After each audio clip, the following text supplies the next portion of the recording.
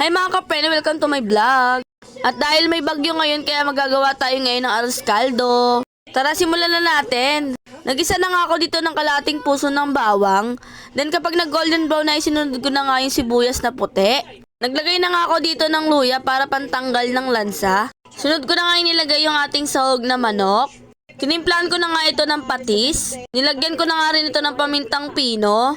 Pabayaan lamang natin ito mag golden brown at kapag okay na ay naglagay lamang ako dito ng 1.5 ng malagkit. Then gisahin lamang natin ito sandali. After ilang minutes ay nilipat ko na nga ito sa isang lagayan para mas mabilis siyang maluto. Nilagyan ko na nga ito ng Knorr chicken para mas luminamnam pa ang lasa.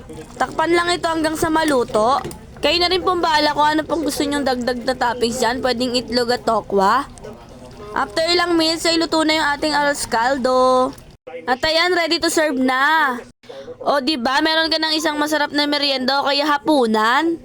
Naglagay na nga rin ako dito ng isang pirasong itlog at nilagyan ko na nga ito ng luto na bawang.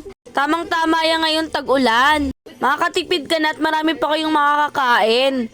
Sana po ay nagustuhan niyo yung aking video. Follow and share mga kapreni. Thank you for watching mga kapreni. Babu!